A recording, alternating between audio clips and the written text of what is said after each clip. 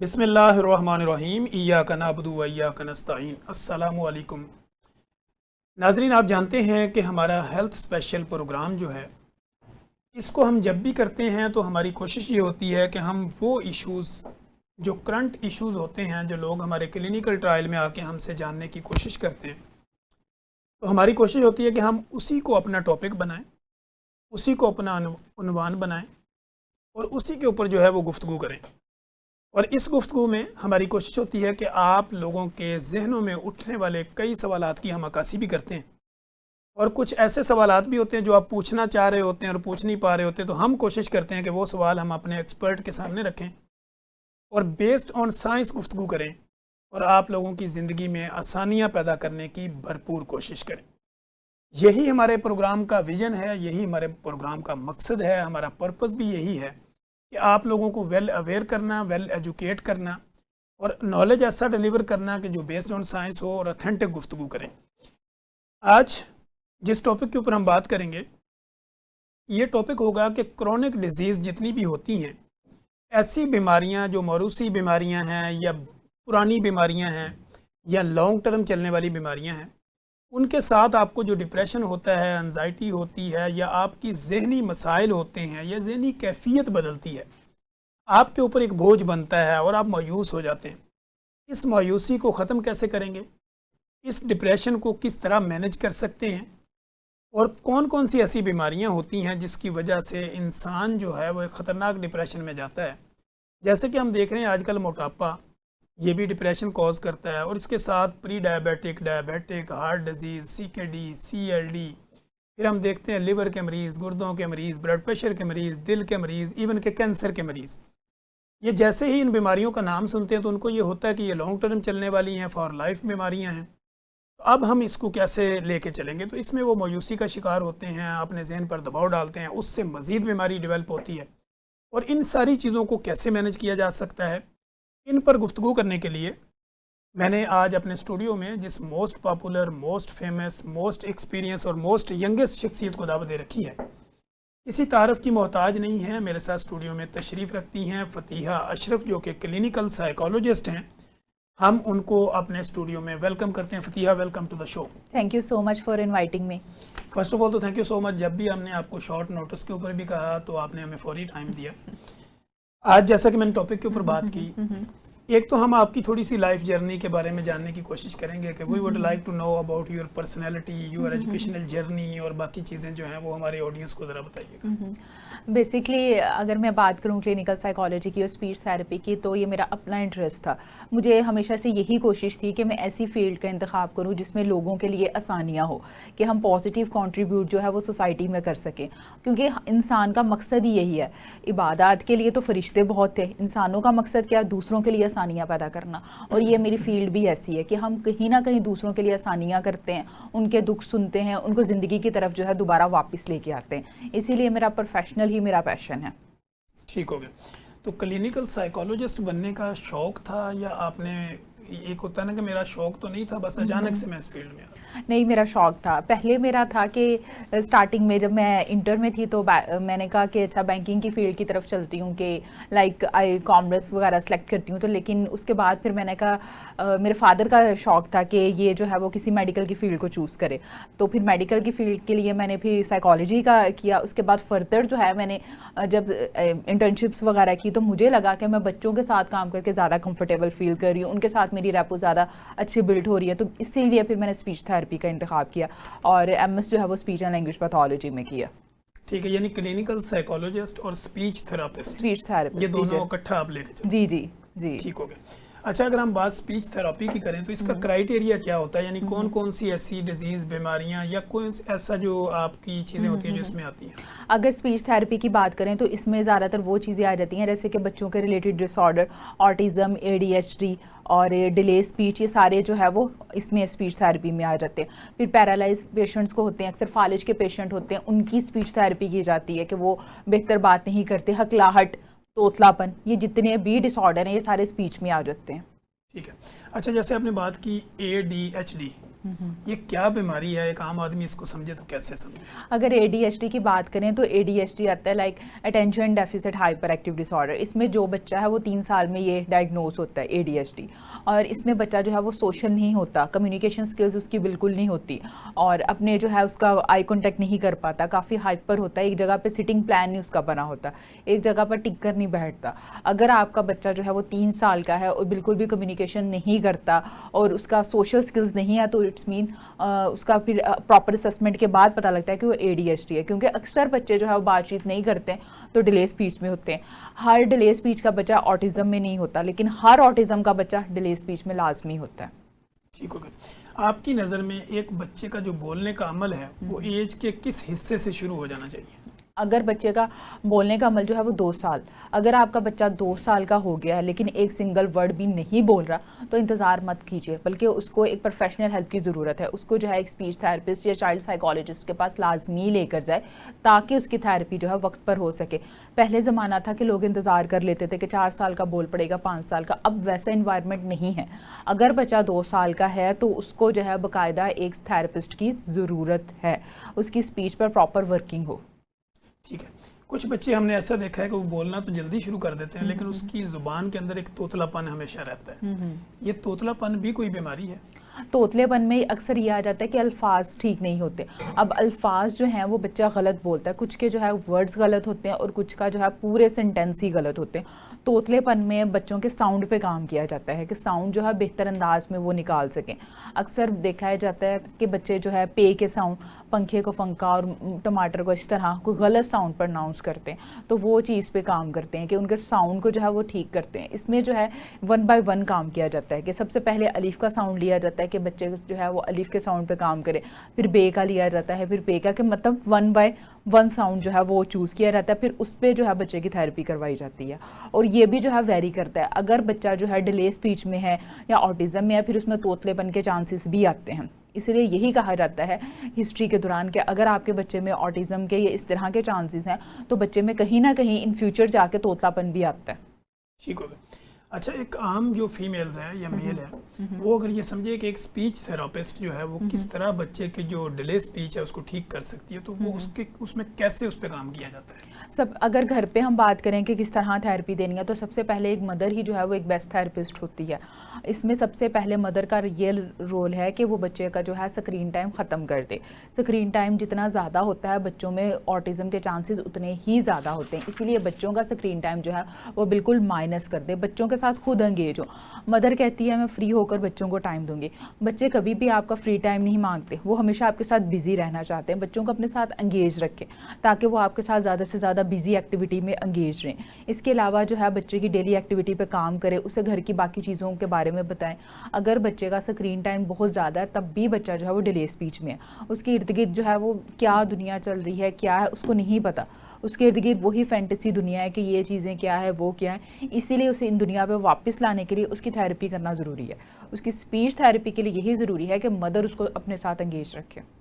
ठीक हो गया। अच्छा डॉक्टर साहब, जैसे हम ये कहते हैं कि what is the relationship between chronic disease and mental health, अगर हम इसका आपस में लिंक तलाश करें तो कैसे करें? अच्छा, मेंटल हेल्थ जो है वो हमारी क्रॉनिक डिसीज़ पे बहुत ज़्यादा करती है, इंपॉर्टेंट है।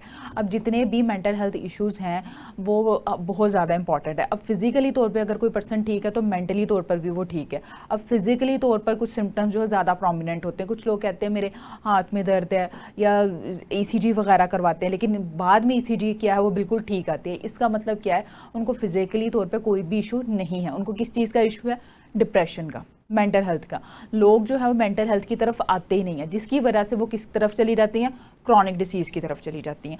अगर आप डिप्रेशन या एंजाइटी का ट्रीटमेंट नहीं करवाते ना तो इन द फ्यूचर जो है वो आपके फिजिकल सिम्टम्स में शो होना शुरू हो जाते हैं। इसीलिए उनको यही कहा जाता है कि अगर आपको किसी किस्म की कोई उदासी है, बेचैनी या घबराहट है तो उसका ट्रीटमेंट करवाएं, बजाय ये कि इंतज़ार ना करें। ठीक होगा। जैसे ये कहा जाता है कि who do chronic illness increase the risk of anxiety and depression, अगर कोई पुरानी बीमारी है तो क्या वो एंजाइटी और डिप्रेशन को दोनों को उभार सकती है या दोनों को आपस में क्रॉनिक भी कर सकती है, यानी ये ज़्यादा ख़तरनाक भी हो सकती है? अगर कोई पुरानी बीमारी है तो जैसे कि काफ़ी ज़्यादा पुरानी बीमारी किस तरह चलती है? शुगर है या किसी को टेम्परेचर है, बुखार ही है कि बुखार ही नहीं किसी को उतरा, तो एट दी एंड जो है उसका जो है डिप्रेशन से लिंक हो जाता है कि पर्सन इतना ज़्यादा उदास हो जाता है कि मुझे ही क्यों बुखार हो रहा है, मेरे साथ ही क्यों है, कि आपकी मेंटल हेल्थ उससे ज़्यादा ख़राब हो जाती है। इसीलिए इसको अर्ली स्टेज पे ही कहा जाता है कि अगर आपके मूड में कोई तब्दीली आ रही है या अगर आपका लाइफस्टाइल ठीक नहीं है तो अपने लाइफस्टाइल को बदलो, क्योंकि जितने भी ये क्रॉनिक डिसीज़ है ना, इसका एट दी एंड जो अगर मेजर कॉजेज़ में देखें तो डिप्रेशन और मेंटल हेल्थ ही जो है उसके रूट कॉज में आता है। इसीलिए रूट कॉजेज़ पे अगर काम किया जाए तो यही कहा जाता है कि आपने अपनी मेंटल हेल्थ को बेहतर करना है। वार्निंग साइन ऑफ एंजाइटी की अगर हम बात करें तो ये क्या ऐसी अलामतें होती है जो बंदे को पता चलना शुरू हो जाए कि मुझे एंजाइटी हो रही है? एंजाइटी कई किस्म की होती है। आजकल जो सबसे ज़्यादा कॉमन एंजाइटी है जो ज़्यादा पाई जाती है वो है जनरलाइज एंजाइटी डिसऑर्डर। इसमें क्या होता है, पेशेंट छोटी छोटी बातों पे परेशान होता है। ये ज़्यादातर फीमेल में होती है कि इसमें ये कोई बेकार सी बातें कि बच्चे स्कूल जाएंगे पता नहीं वापस आते हैं कि नहीं, खाना कैसे बनेगा, घर में मैं काम कैसे करूँगी, पंखों को साफ़ करना पड़ेगा, ये चीज़ें करनी पड़ेगी, कि छोटी छोटी बातों पर घंटों परेशान रहना, उन बातों पर जिनका कोई मकसद भी नहीं है।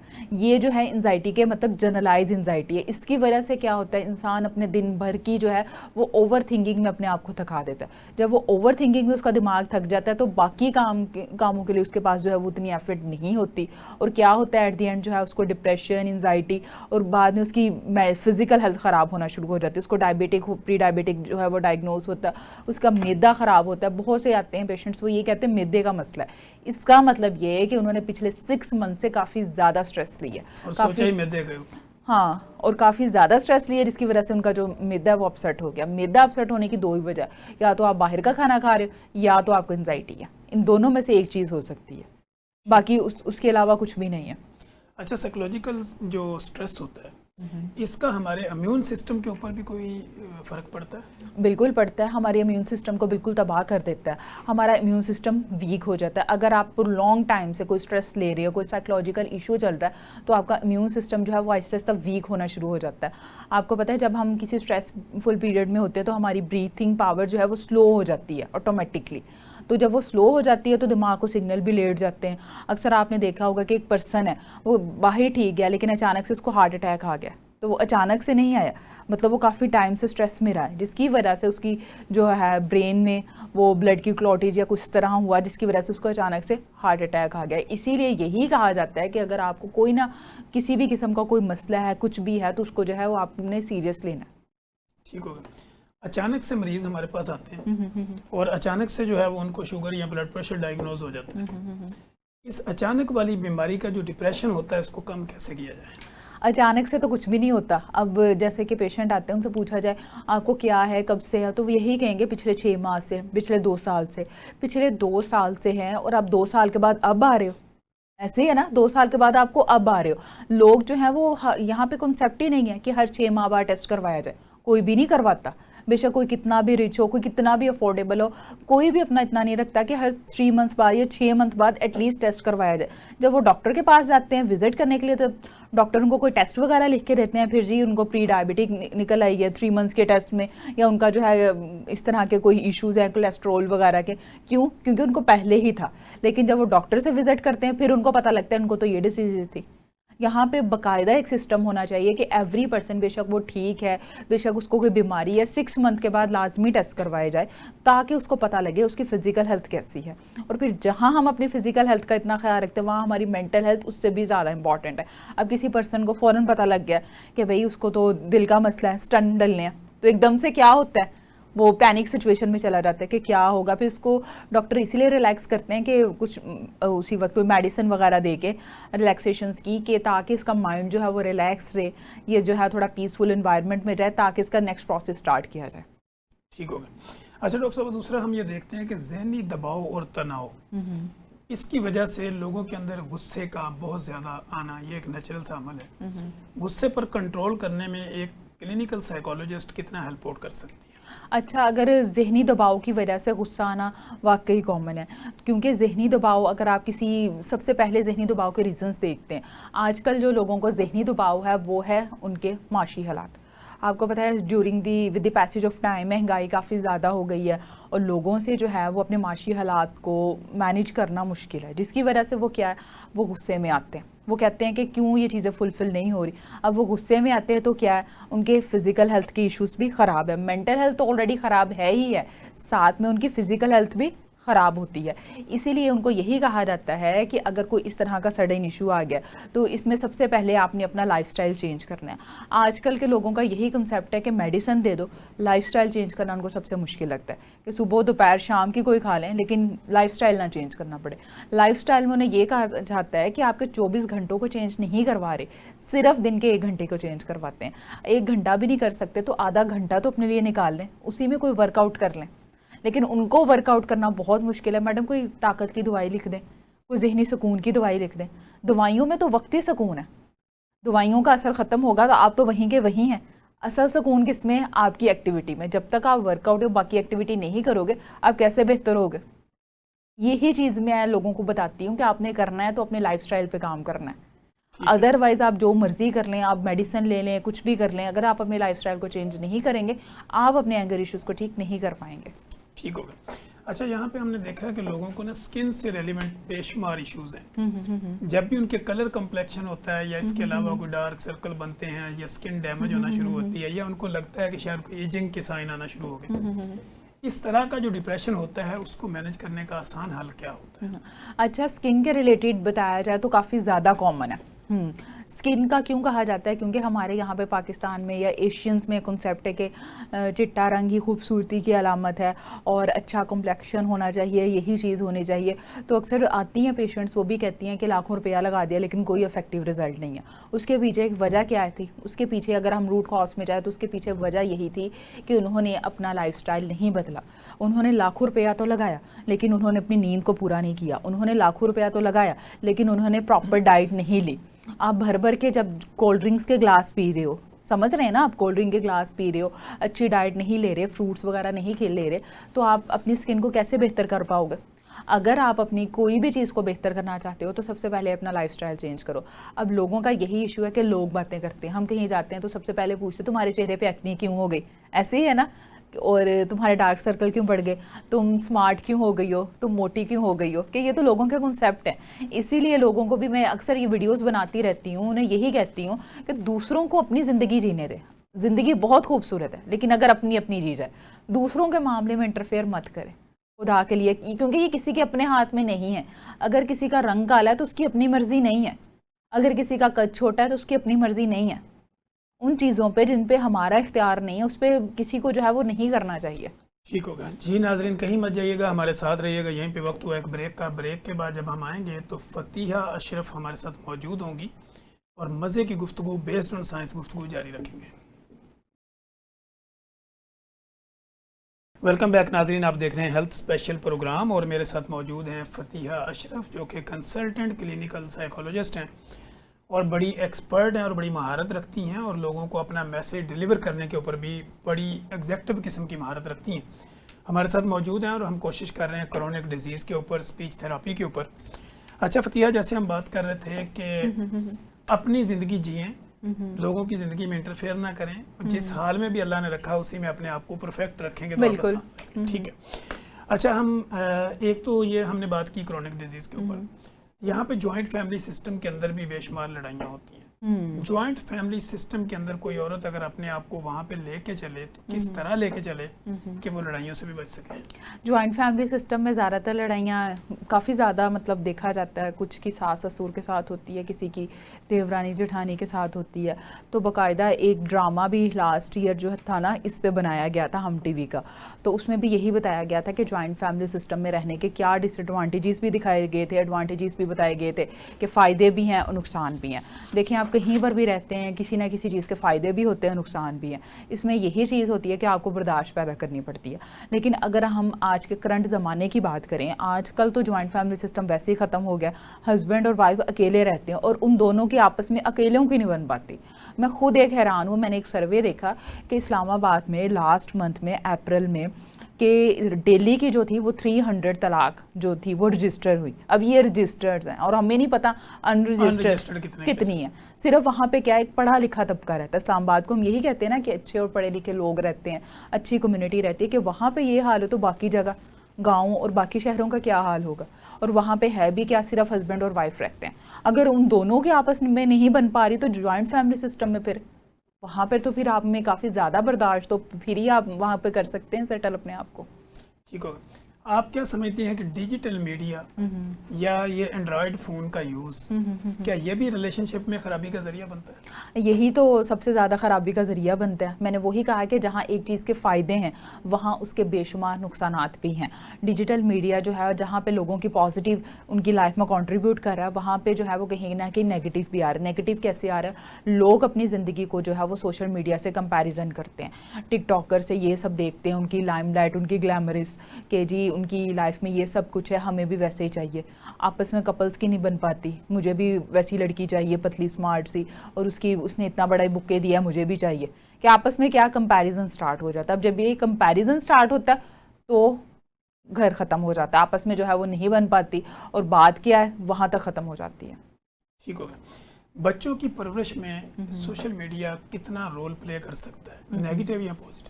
अगर बच्चों की बात करी जाए तो मैं यही कहूँगी कि अगर आपके बच्चे की उम्र जो है 5 साल से कम है तो उसको जो है मोबाइल फ़ोन बिल्कुल ना दें, उसका मोबाइल फ़ोन जो है बिल्कुल माइनस कर दे। उसके बाद जैसे ही बच्चे की 6-7 साल होती है, डेफिनेटली हम सोशल मीडिया के टाइम में रहते हैं, तो मदर को चाहिए कि वो खुद भी बच्चे के साथ बैठ के जो है टीवी देखे। बच्चा अकेला कभी रील्स ना देखे। आपको पता है बच्चा हर किस्म का कंटेंट देख रहा होता है, हमें नहीं पता किस किस्म के कंटेंट आ रहे हैं, क्या आ रहे हैं, और बच्चा जो है वही कंटेंट जब देखता है तो उसी इन्वायरमेंट में ढलने की कोशिश करता है। ये बच्चों की तरबियत के लिए सबसे ज़्यादा नेगेटिव रोल है।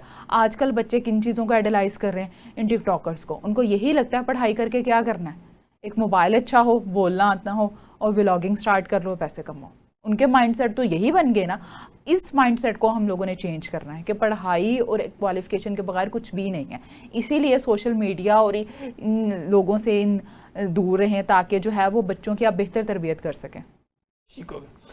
तो आप ये क्या समझती हैं कि इस तरह ये जो सोशल मीडिया का अगर पॉजिटिव अगर हम इसका यूज़ बनाएं तो कैसे बना सकते हैं, और बच्चों के लिए ये हेल्पफुल कैसे हो सकता है? अगर बच्चों का पॉजिटिव यूज़ बनाया जाए तो पॉजिटिव यूज़ में ये आ जाता है कि बहुत से बच्चों ने इसमें आर्ट्स मतलब देखा, जॉगिंग सीखी, कि आपको पता है कि बहुत सी वीडियोस वगैरह मौजूद होती हैं। एक बच्चा मेरे पास आता था 6-7 साल का था, उसने बाकायदा वीडियो के ज़रिए जो है वो अक्सर starting yoga video, meditation video उसने यहाँ से देखना स्टार्ट की और अपनी हेल्थ को इम्प्रूव किया। कि अगर इसका पॉजिटिव बात करें तो पॉजिटिव में इससे बेहतर तो कोई भी नहीं है। मदर्स के लिए काफ़ी हेल्पफुल रहा। मदर्स को किसी ग्रामर की, किसी मैथमेटिक्स के कोई क्वेश्चंस की समझ नहीं आती थी तो चैट जीपीटी और ये चीज़ें बच्चों के लिए काफ़ी हेल्पफुल थी। लेकिन अगर इसका पॉजिटिव हद तक इस्तेमाल किया जाए, लेकिन सिर्फ एक हद तक, बहुत ज़्यादा भी हम अगर सोशल मीडिया पे लगे रहे ना तो वो हमारे माइंड की जो है वो क्रिएटिव एक्टिविटी को ख़त्म कर लेता है। हमारा जहन जो है वो तब एक्टिव होते ही नहीं है, वो अपनी एक्टिविटी का भी यूज़ करेगा। अब खुद ही देख लें अपने आप को, अगर आप टोटली जो है चैट जीपीटी पे डिपेंड कर लेंगे तो आप खुद क्या सोचेंगे। पेशेंट्स आते हैं वो सारी की सारी हिस्ट्री चैट जीपीटी के, मैडम चैट जीपीटी मुझे ये कह रहा था, वो मेरे बचपन के ट्रॉमा के बारे में ये बात कर रहा था। इस तरह ही आपके पास भी अक्सर आते होंगे पेशेंट, वो यही कहते हैं सर ये पूछ के आए कि लोग काफ़ी ज़्यादा डिपेंड हो गए। इस्तेमाल करें लेकिन एक हद तक, अपनी पर्सनल और बाकी चीज़ें जो है उन चीज़ों से ना करें। मैं तो ये भी अक्सर कहती हूँ कि शायद इनका डेटा भी कहीं ना कहीं सेव होता होगा, जाहिर सी बात है। हाँ, तो ये पर्सनल चीज़ें जो है ये डिस्कस नहीं करनी चाहिए। ठीक। दिल के मरीज़ दिल में आने वाली मायूसी को कम कैसे करें? अच्छा, दिल के मरीज़ क्या कोई भी कर सकता है। मायूसी तो फिर कभी किसी को भी आ सकती है, लेकिन अगर इस मायूसी में आप काफ़ी साल गुजारते हैं वो गलत है। मायूस होना, खुशी, उदासी ज़िंदगी का एक हिस्सा है। ये हमारे एक बेसिक इमोशनल है, मतलब गुस्सा आ रहे हो आप तो आपका बेसिक इमोशन है। अगर आप खुशी का इजहार कर रहे हो, उदासी है, मायूसी है तो ठीक है, लेकिन ये देखना चाहिए कि इसकी वजह से आपकी पर्सनल और प्रोफेशनल लाइफ अफेक्ट ना हो। समझ रहे हैं ना? अगर आपको लग रहा है कि मेरी पर्सनल लाइफ अफेक्ट हो रही है या मेरी प्रोफेशनल लाइफ डिस्टर्ब हो रही है तो इस चीज़ से लाजमी ब्रेक लें, कि आप अपनी मेंटल हेल्थ को ब्रेक दें और दोबारा बेहतर तरीके से जो है एक हेल्प लें किसी से, ताकि आप दोबारा बेहतर तरीके से अपनी लाइफ को स्टार्ट कर पाएँ। अगर आपको लगा है कि आप किसी ट्रॉमा से गुजरे हो, आपको कोई फाइनेंशियल इशू है या कोई हेल्थ का इशू है, तो उस चीज़ पे जो है वो काम किया जा सके और इस मायूसी से बाहर निकला जा सके। ठीक है। इसके साथ ही हम देखते हैं आजकल डायलिसिस के मरीज़ बहुत ज़्यादा हैं। लोगों में गुर्दों के बड़े मसाइल हैं और गुर्दों का मरीज़ ऑलमोस्ट वो ये समझता है कि मेरी ज़िंदगी शायद ख़त्म है, अब मैं डिपेंडेंट हूँ मशीन्स के ऊपर। इस तरह की जो डिपेंडेंसी है, इसके डिप्रेशन को हम कम कैसे कर सकते हैं? अच्छा, मैं कहती हूँ गुर्दों के अलावा कोई भी मरीज़ शायद यही समझता हो कि एक पेशेंट जो है वो हॉस्पिटल पहुंच गया तो बहुत कम होपफुल होता है कि हाँ मैं ठीक हो जाऊंगा या मेडिसिन पे भी होऊंगा। अब बहुत से पेशेंट्स आते हैं ना, अगर उनकी हिस्ट्री ली जाए तो यही कहते हैं कि मैडम 5 साल से मेडिसिन पे हूँ, 10 साल पे, तो उनको यही कहा जाता है कि मेडिसिन खा के भी अगर आप ठीक हैं तो ये अल्लाह का शुक्र है, नहीं तो लोगों पे तो मेडिसिन भी असर नहीं करती, कितनी मेडिसिन देते हैं लेकिन नहीं असर करती। अगर आप ये खा के बेहतर फील कर रहे हो तो इट्स बेहतरी है। और अगर इनके गुर्दों के डायलिसिस की बात करें तो वाकई ये पेनफुल बात है। अगर मैं अपनी मतलब पर्सनल हिस्ट्री की बात करूँ तो मेरी मदर थी, उनको भी इस तरह मतलब हेपेटाइटिस था, काफ़ी सारे ट्रीटमेंट वगैरह भी करवाए लेकिन नहीं मतलब रिकवर नहीं कर पाए। तो उसमें यही कह सकते हैं कि कहीं ना कहीं ये पेशेंट टू पेशेंट वेरी करते हैं। अगर कुछ लोग जो है वो बहुत अर्ली स्टेज पे कवर कर जाते हैं, कुछ जो है वो कवर नहीं कर पाते, एंड पे पता चलता है कि भाई इसको ये मसला है, तो डॉक्टर भी कहते हैं अब कोई हल नहीं है। इसलिए डिपेंड करता है, अगर कोई भी लगा है आपको, कोई भी डिसीज़ लगी है तो ज़रूरी नहीं है उसे कवर हो, और ज़रूरी ये भी नहीं है कि उससे मतलब कवर ना हुआ जा सके और आपकी डेथ हो जाए। ठीक है। हंसना, मुस्कुराना या जिसको लाफ्टर कहते हैं वो करना, क्या ये किसी बीमारी को कम कर सकता है? बिल्कुल, लाफ्टर थेरेपी तो बहुत ज़्यादा इम्पॉर्टेंट है। और अमेरिका में एक यूनिवर्सिटी है यूएसए में ना, उन्होंने बाकायदा एक कोर्स लॉन्च किया है रिसेंटली लाफ्टर थेरेपी पे उन्होंने कोर्स लॉन्च किया है, इसलिए क्योंकि वहाँ पे लोग हंसना ही भूल गए थे अपने दिन भर की। आपको पता है वहाँ पे विंटर्स कितनी ज़्यादा डिप्रेस होती हैं, तो उन्होंने ये कोर्स लॉन्च किया कि लोग जो हैं वो मुस्कुराएं आपस में। उन्होंने एक ऐसा इन्वायरमेंट, ऐसा सेटअप बनाया, क्योंकि जब हम मुस्कुराते हैं तो हमारे माइंड को सिग्नल जाते हैं कि हर तरफ पीसफुल है, हर तरफ खुशी खुशी है, ठीक है। तो उसको यही लगता है कि all is well, all is well. इसीलिए उन्होंने ये लोगों की कि अगर आप दिन में एक दफ़ा खुल के मुस्कुराते हो तो आप दिल के मरीज़, आपकी स्किन बेहतर होगी, आप जो है बेहतर तरीके से जो है आपका स्ट्रेस कम होगा। आप जो है अगर खुल के मुस्कुराते हो तो आपने 2 दिन की वॉक कर ली है। इसीलिए हंसना मुस्कुराना जो है वो ज़िंदगी में बहुत ज़रूरी है। ठीक है। लाफ्टर थेरेपी से कैंसर के मरीज को कुछ फ़ायदा हो सकता है? लाफ्टर थेरेपी से हर मरीज़ को ही फ़ायदा हो सकता है, लेकिन उसमें यह होता है कि आपको खुल के मुस्कुराना है। अगर आप खुल के नहीं भी मुस्कुरा सकते तो वैसे ही सिग्नल बना लो। वो कहते हैं ना कि जब नमाज़ पढ़ते हैं रोना नहीं आ रहा तो रोने वाला मुंह ही बना लो, इसी तरह हंसने वाला मुंह ही बना लो, हंसने वाला चेहरा ही बना लो। हमारे माइंड को सिग्नल जाते हैं कि हर चीज़ जो है बेहतर है, वो आपका डोपामीन जो है वो रिलीज़ होता है, आपको स्ट्रेस जो है, आपको सुकून मिलता है, एक स्ट्रेसफुल सिचुएशन से आप बाहर निकलते हो। मैं भी कभी काफ़ी ज़्यादा थक जाऊँ या अपसेट हो जाऊँ तो एक पंजाबी की झुकते नहीं है, पंजाबी को इस तरह शो वगैरह देखती हूँ ताकि मैं भी उस लाफ्टर थेरेपी में जाऊँ, उस सिचुएशन में जाऊँ, मेरे माइंड को भी लगे कि हाँ वो एक मतलब रिलैक्सफुल सिचुएशन में और सब ठीक है। ये ज़रूरी है, हर पर्सन के लिए ज़रूरी है। अगर आपके पास कोई भी नहीं है तो कोई इस तरह का कोई फ़नी शो देख लें, कोई बात पढ़ लें, कोई लतीफ़ा, कोई जॉक्स, लेकिन हंसे ज़रूर, मुस्कुराएं लाजमी। फेस पर स्माइल रखना साइकोलॉजिकल पॉइंट ऑफ व्यू से कैसे है? अगर इसके पॉइंट ऑफ व्यू से देखा जाए तो बहुत अच्छा है। अगर आप मुस्कुराते हो या फिर खुश रहते हो तो ज़रूरी है। हम ज़िंदगी में काम किस लिए करते हैं, खाते हैं, पीते हैं, कुछ भी करते हैं, किस लिए करते हैं? खुश रहने के लिए। अगर आप खुशी नहीं है तो फिर फ़ायदा क्या इन कामों का, इन चीज़ों का, इन एफर्ट का? अगर खुशी नहीं है, अगर दिली सुकून ही नहीं है तो फिर फ़ायदा क्या? इसीलिए हमेशा वही काम करें जो आपको खुशी देता है, हमेशा वही सोच सोचें जो दिल को खुशी देती है। जो सोच दिल को खुशी देती है वो आपको लाजमी सोचनी चाहिए। हाँ, उसको आप लाजमी इमेजिनेशंस में करें कि हाँ इससे मेरे दिल को खुशी मिलती है, मैं खुश होता हूँ। इससे क्या होगा, आपके हार्मोन्स बेहतर होंगे, आपका मूड बेहतर होगा। ठीक है। कहा यह जाता है कि ब्रेन गट कनेक्शन, कि आपकी जो इंटेस्टाइन, आंतड़ियां हैं और दिमाग है, इनका आपस में कनेक्शन होता है। साइकोलॉजिकल पॉइंट ऑफ व्यू से इस कनेक्शन को बेहतर कैसे बनाया जा सकता है? इस कनेक्शन को बेहतर बनाने के लिए यही है कि अपनी डाइट में स्पाइसी और मीठे का इस्तेमाल कम से कम करें। अब मीठे का इस्तेमाल आपको पता है एशियंस काफ़ी ज़्यादा मीठे के शौकीन होते हैं, डायबिटीज़ भी काफ़ी लोगों को है। अपने खाने पीने में खाएं ज़रूर, लेकिन ये नहीं है कि अक्सर आते हैं मरीज़ बताते हैं मैडम एक दिन में आम की पेटी ख़त्म कर दी, एक दिन में मिठाइयों के डब्बे खा लिए। इस तरह नहीं, बैलेंस रख के खाएं ज़रूर, लेकिन बैलेंस रख के खाएं। आपको कोई भी कुछ भी खाने से मना नहीं करता, लेकिन ऐसी फूड जैसे जंक फूड खा रहे हैं वो आपके सिस्टम के लिए नुकसानदेह हैं। जंक फूड भी अगर खाने को दिल ही करे तो 2 महीने में एक बार। अगर आप बोतल भी पी रहे हैं तो बोतल को डिटॉक्स करवाने के लिए आपको 2 दिन तक लगातार पानी पीना पड़ता है। क्यों? क्योंकि उसमें इतनी शुगर है। एक बोतल के ग्लास में 8 चम्मच शुगर है, तो उस 8 चम्मच को ख़त्म करने के लिए आपको अपनी बॉडी को डिटॉक्स करवाने के लिए अगले दिन कम से कम आपको ज़्यादा से ज़्यादा पानी पीना पड़ता है। तो हम वो क्यों उन चीज़ों से बच नहीं सकते? एक ज़ुबान का ही टेस्ट है, ऐसे ही है ना, ऐसे ही। बाकी नीचे जाकर सब कुछ वैसे ही है, नॉर्मल ही है। इसीलिए हमेशा हेल्दी और बेहतरीन चीज़ों का इंतखाब करें। कोई यूनिक ऐसी टेक्निक बताएं जिससे आप जो है वो एनजाइटी और डिप्रेशन को रिड्यूस कर सकें। अगर हम यूनिक टेक्निक्स की बात करें तो सबसे पहले यही आता है कि आपने अपनी नींद को पूरा करना है।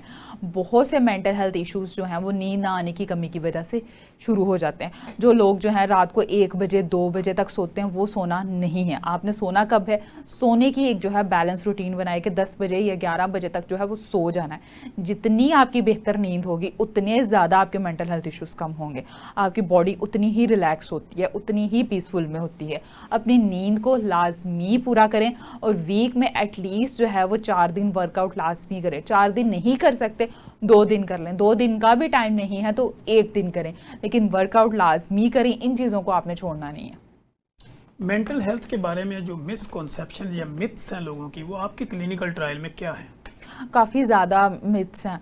उनको यही लगता है कि अगर हम जाएंगे तो हम पे एक पागल का टैग लगा लिया जाएगा।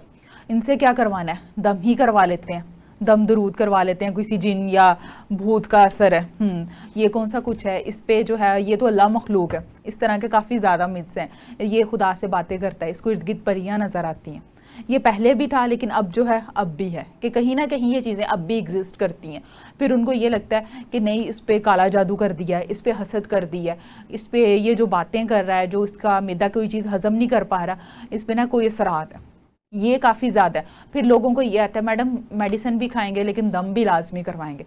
तो उनको यही कहा जाता है कि दम भी करवाएं, हम उस चीज़ से मना नहीं करते, लेकिन मेडिसिन और थेरेपी आपने नहीं छोड़नी, फिर ये चीज़ें इफेक्टिव होंगे। मेंटल हेल्थ वेलनेस के लिए क्या आप समझती हैं कि स्टूडेंट लाइफ से लेके और एक प्रोफेशनल तक क्या उनको ट्रेनिंग या किस तरह की उनको एडवाइस दी जाए कि वो अपनी मेंटल हेल्थ को बेहतर कर सकें? अगर हम स्टूडेंट लाइफ की बात करें तो आजकल तो काफ़ी ज़्यादा स्टूडेंट्स पे प्रेशर है।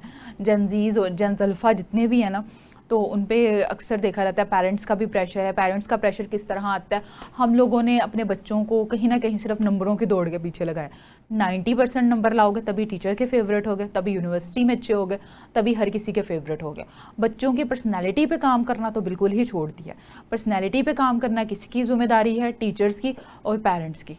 अब पेरेंट्स जो हैं वो भी बच्चों की पर्सनालिटी पे काम करें और टीचर्स भी। अगर बच्चों के साथ कोई ऐसा इशू है, कोई स्ट्रेस में है, तो उनको इस काबिल बनाएं कि वो एक जाके प्रोफेशनल हेल्प ले सके, ना कि अपनी ज़िंदगी ख़त्म कर सकें। बच्चों को इतना यकीन दिलाएं कि हाँ, अगर तुम्हारे साथ कोई मसला है, कोई कमी पेशी है तो कोई बात नहीं, किसी एक्सपर्ट से बात कर लेते हैं, बजाय ये कि वो अपनी ज़िंदगी ख़त्म करें। साइकोलॉजिकल पॉइंट ऑफ व्यू से फिजिकल एक्टिविटी, जॉगिंग, रनिंग या उसके अलावा कोई वॉक, ये अगर होनी चाहिए तो कौन से टाइम पे होनी चाहिए? अगर इसकी बात करें तो अगर सबसे बेस्ट टाइम तो डेफिनेटली मॉर्निंग है। अब कुछ लोगों को मॉर्निंग में फिजिबल नहीं होता तो वो इवनिंग में कर सकते हैं। कुछ लोग कहते हैं इवनिंग में फ्री नहीं होता, लेट नाइट फ्री होता हूँ, लेकिन करें ज़रूर। ये भी नहीं, कुछ कहते हैं कि इवनिंग में भी टाइम नहीं है, ऑफिस में है, ड्यूटी का टाइम है, तो रात को कर लें, 10 बजे कर लें, 11 बजे कर लें। क्योंकि एक्टिविटी का शायद अब आजकल के बिजी स्केड्यूल में जब भी आपको वक्त मिलता है तो आप लाजमी करें, लेकिन अगर आप सुबह के वक्त फ्री होते हैं तो सुबह के वक्त लाजमी मॉर्निंग वॉक करें। ज़्यादा डिप्रेशन और एंजाइटी में कुछ लोगों को भूख ज़्यादा लगती है, इसकी बेसिक वजह क्या होती है? कुछ लोगों को काफ़ी ज़्यादा भूख लगती है और कुछ को बिल्कुल नहीं लगती। कुछ को जो है वो उनका वेट कम हो जाता है, कुछ का जो है वो ज़्यादा हो जाता है। ये भी पेशेंट टू केस वैरी करते हैं कि आपका डिप्रेशन किस लेवल का है। अगर आपका डिप्रेशन जो है मॉडरेट लेवल का है, फिर समटाइम आपको ज़्यादा भूख लगती है, आप जो है वो कुछ टाइम बाद आपको कुछ ना कुछ खाने को दिल करता है, मुझे ये खाना है, और प्यास लगती है। और अगर आपका डिप्रेशन बिल्कुल नॉर्मल है, फिर जो है आप अपनी चीज़ों को जो है बैलेंस कर सकते हैं। ये वेरी करता है, मेल और फीमेल पे भी वेरी करता है, क्योंकि फीमेल के हार्मोन्स कुछ और होंगे, मेल के कुछ और होंगे। फतिया, थैंक यू सो मच कि आप हमारे पास आई और आपने अपनी इनसाइट जितनी भी है वो हमारे व्यूअर्स तक पहुंचाने की भरपूर कोशिश की। हमारे पास आखिरी 1 मिनट है। फतिया अशरफ का पब्लिक के नाम क्या पैगाम और पब्लिक आपसे कांटेक्ट कैसे करें? अच्छा, एट दी एंड जो है वो मैं यही मैसेज देना चाहूँगी कि जहाँ हम अपनी फ़िज़िकल हेल्थ का इतना ख्याल रखते हैं, वहाँ हमारी मेंटल हेल्थ भी उतनी ही इम्पॉर्टेंट है। अगर आप किसी भी मेंटल हेल्थ इशू को फेस कर रहे हैं तो आप अकेले नहीं हैं, बल्कि आप एक प्रोफेशनल हेल्प ले सकते हैं। मुझसे प्रोफेशनल हेल्प लेने के लिए आप दिए गए नंबर पर जो है वो कॉन्टैक्ट कर सकते हैं। और अगर आप किसी से भी 24/7 जो है आप सर्च करके किसी से भी प्रोफेशनल हेल्प ले सकते हैं, लेकिन अपनी जहनी सेहत को कभी ख़राब ना करें, क्योंकि दुनिया की हर चीज़ को जो है हम दोबारा आसानी से जो है वो कर सकते हैं, लेकिन ज़हनी सेहत को दोबारा से पे बैक करना वो मुश्किल है। Thank you so much. Fatiha Ashraf हमारे साथ मौजूद थी। और नाजरीन, आपने देखा कि हमने डिफरेंट एंगल्स के ऊपर गुफ्तगू करने की कोशिश की। जब हम प्रोग्राम का आगाज़ कर रहे होते हैं तो हमारे माइंड में कुछ चीज़ें होती हैं कि हम इसी पर फोकस रहेंगे, लेकिन जब हमारा गेस्ट अपनी एक्सपर्टीज़ उसकी हमारे सामने आना शुरू होती है तो फिर सवाल से सवाल निकलते हैं और हमारी कोशिश होती है कि हम रियल गुफ्तगू करें और वो सवाल जो उनकी बातों से निकल रहे हैं उन्हीं को आगे लेके चलें ताकि एक कंप्लीट डिस्कशन हो सके। अगर आपको हमारे इस प्रोग्राम से मुतल्लिक़ किसी भी तरह की कोई इन्फॉर्मेशन चाहिए हो या आप हमें कुछ सजेस्ट करना चाह रहे हो, कमेंट बॉक्स में आइए, नेगेटिव लिखें या पॉजिटिव लिखें, लेकिन ज़रूर लिखें। जब आप लिखते हैं हमारी रीच बढ़ती है, हमें अपनी इस्लाह का मौका मिलता है और हम कोशिश करते हैं कि आपके उठाए गए सवालात या आपकी जो राय होती है उसको एहतरामन हम अपने अगले प्रोग्राम में शामिल करते हैं और अपने एक्सपर्ट के सामने रख के उसको मज़ीद जो है वो उसके क्लैरिफिकेशन लेने की भरपूर कोशिश करते हैं। अगर आपको हमारा प्रोग्राम अच्छा लगता है तो आप अपने सोशल मीडिया टूल्स के ऊपर इसको शेयर करें ताकि ज़्यादा से ज़्यादा लोगों की ज़िंदगी में आसानी पैदा की जा सके। मुझे, फतिहा अशरफ और मेरी प्रोडक्शन टीम को इजाज़त दीजिए। हम दोबारा एक नए गेस्ट के साथ, एक नए सवाल जवाब के साथ दोबारा हाज़िर होंगे। तब तक के लिए इजाज़त दीजिए। अल्लाह निगहबान।